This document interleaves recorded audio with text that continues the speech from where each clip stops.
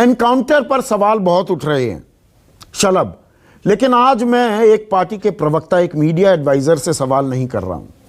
दर्शकों को बताना चाहूंगा, शलभ मणि त्रिपाठी ने, शलभ और इनके सहयोगी मेरे एक और अजीज मित्र मनोज राजन त्रिपाठी, इनकी जय वीरू की जोड़ी थी और सालों साल उत्तर प्रदेश में बड़ी से बड़ी खबरें इन्होंने ब्रेक की, बड़े से बड़े घोटाले, बड़े से बड़े एनकाउंटर्स की पोल खोली।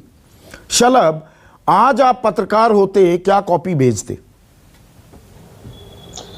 देखिए संदीप जी, मैं आपसे कहूं कि आप अगर आज मीडिया एडवाइजर होते तो आज आप क्या सवालों का जवाब दे रहे होते। मैं ये कहूंगा कि आज मैं जिस भूमिका में बैठा हूं और जो कुछ भी हुआ है, जो आपके सवाल हैं उनके वही जवाब दूंगा जो सच है।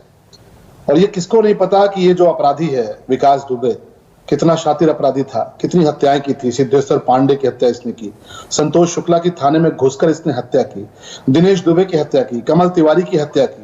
ये तमाम सारी हत्याएं करने के बाद जब देवेंद्र मिश्रा डिप्टी एसपी जो थे, सीओ थे, उन्होंने जब धावा बोला इसके यहाँ, तब इसने देवेंद्र मिश्रा समेत 8 पुलिस वालों की बहुत बेरहमी से हत्या की। तो ये कितना शातिर हो सकता है, कितना खूंखार हो सकता है, इसको लेकर मुझे नहीं लगता कि आज किसी को शक शुबा होना चाहिए। कोई शक शुबा नहीं। माइक्रो डिटेल्स, आप जिन माइक्रो डिटेल्स की बात कर रहे हैं, तो इन माइक्रो डिटेल्स को लेकर आपको पता है कि हर एनकाउंटर के बाद एक मजिस्ट्रेट इंक्वायरी भी होती है और भी ऑप्शंस खुले हैं यहाँ पर हमारे तमाम। नहीं, जो मैंने जो ये इत्तेफाकों का सिलसिला गिनाया, आप ये बताइए ना, ये जेन्युइन कैसे था? मैं इतने इत्तेफाक, एक ही कहानी में इतने इत्तेफाक। देखिए ऐसा है संदीप भाई, आप वहां दिल्ली में बैठे हुए हैं और जो घटना हुई है वो कानपुर के पास में हुई है। आपने अपने रिपोर्टर्स से पूछा होगा, रिपोर्टर्स ने आपको बताया होगा। हो सकता है कि आपका इन्वेस्टिगेशन का आपकी एक्सपर्टाइज हो, लेकिन निश्चित तौर पे पुलिस के लोग जब जिंदगी और मौत के बीच में बहुत चंद सेकंड का फासला होता है और जब गोलियां चल रही होती हैं, हमारे लोग मरे थे कानपुर में, 8 लोग शहीद हुए थे। उस दिन भी अगर मान लीजिए विकास दुबे को पुलिस मार गई होती, उस दिन भी पुलिस ने मार दिया होता और 8 लोग नहीं शहीद होते, तो आप उस दिन भी सवाल उठाते कि साहब आपकी तरफ से तो मतलब ये जेन्युइन एनकाउंटर है? आप ये कह रहे हैं जेन्युइन एनकाउंटर है? हाँ, ये क्या वजह है संदीप कि जब पुलिस वाला शहीद हो जाए तभी आप एनकाउंटर मारिए। हमारे पुलिस वाले को बहुत ये हो जाए कि उसको ज्यादा उसको जान अपनी धोनी पड़े तो आप उसको एनकाउंटर मानिए। जब अपराधी मरता है, अपराधी का एनकाउंटर होता है, तो मेरा मानना है कि आप जब एनकाउंटर को लेकर इस तरह के सवाल उठाते हैं तो हमारे नहीं, सवाल इसलिए उठ रहे हैं। एक मिनट शलभ, ये सिर्फ पुलिस की बात नहीं है। I will not let the viewers miss the woods for the trees. मतलब जंगल है ये, 2-4 पेड़ों की कहानी नहीं है। और इसमें जो बरगद मौजूद है ना, जो संरक्षण दे रहे थे इस पेड़ को। एक मिनट मेरा सवाल सुनिए शलभ, मनोबल मत गिराइए। मैं मनोबल नहीं गिरा रहा हूं। ये बहुत अच्छा नैरेटिव हो गया, मनोबल गिरा दिया पुलिस का। पुलिस का मनोबल राजनेता गिराते हैं। पुलिस का मनोबल तब गिरता है कि 20 साल से एक दुर्दांत अपराधी खुला घूमता रहता है सांड की तरह। सहमत हूं, आपकी बात से सहमत हूं, लेकिन 2017 के बाद से विकास दुबे के यहां सबसे ज्यादा छापेमारी हुई। 2017 के पहले कोई छापेमारी नहीं हुई। पुलिस उसको ढूंढने भी नहीं जाती थी। योगी आदित्यनाथ जी की सरकार से पहले आप पता कर लीजिएगा कि 2017 से पहले 12 सालों तक आज तो कहानी खत्म हो गई ना। किसका हाथ था?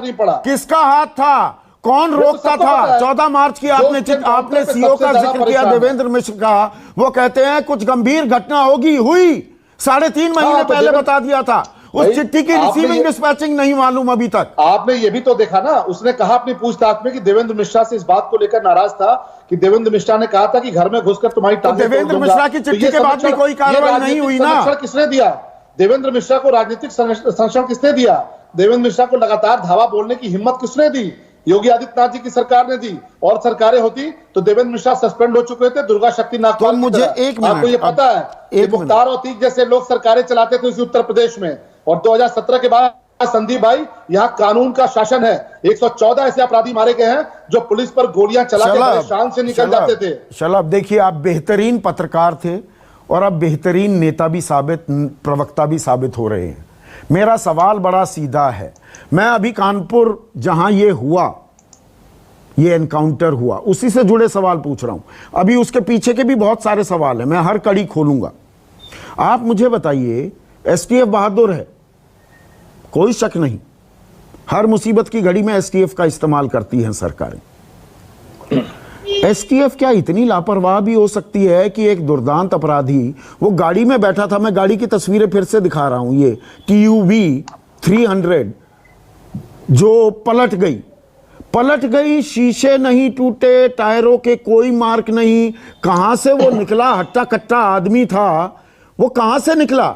और हाथों में क्या हथकड़ियां नहीं थी कि उसने बंदूक छीन ली और वो भागा? हथकड़ियां नहीं लगाती क्या एसटीएफ? संदीप भाई, मैं फिर वही आपसे कह रहा हूं कि जिस एसटीएफ पर कुछ घंटों पहले हमला हुआ हो, उस अपराधी की तरफ से जिसने 8 पुलिस वालों को बहुत बर्बर तरीके से मारा हो, उस एसटीएफ को आप सब सवालों के घेरे में खड़ा करते हैं। तो मैं आपसे हथकड़ियां बांधी गई थी कि नहीं, बताइए। कोई शीशा टूटा हुआ है, कहां से निकला वो? राजनीतिक दल के तौर पर हमारी सरकार को गाली दीजिए, लेकिन 2.5 लाख पुलिस वालों का मनोबल मत गिराइए। मैं मनोबल नहीं गिरा रहा हूं, मनोबल मत गिराइए। ना, पुलिस वाले जानते हैं, वो प्यादे बन जाते हैं खेल में, पर उनमें भी रोष है। लेकर आज हमारे एसटीएफ के लोगों ने बहादुरी से उसका मुकाबला किया। उसके साथ मुकाबले में अगर एसटीएफ के लोग शहीद हो गए होते तो आज आप बैठ के कह रहे होते कि साहब बहुत हथकड़ियां थी हाथों में, मार के दोबारा निकल गया, हथकड़ियां थी हाथों में। देखिए ये बहुत ही संवेदनशील प्रकरण है। इस प्रकरण में मेरा अभी, क्योंकि मैजिस्ट्रेट इंक्वायरी होना है और उसको लेके कोई भी चीज ऑन द रिकॉर्ड मेरा यहाँ बोलना उचित नहीं है। जो लोग वहां पर थे वो आपको सारे सीने पर गोलियां कैसे लग गई? वो तो भाग रहा था, भागते हुए आदमी के सीने पे गोली लगती है। हम एक लोकतांत्रिक देश में रहते हैं, आपको भागते हुए, हाँ लोकतांत्रिक देश है, हम सेलिब्रेट करते हैं अपने लोकतंत्र को, इसलिए सवाल पूछे जा रहे हैं और आप जवाब भी दे रहे हैं।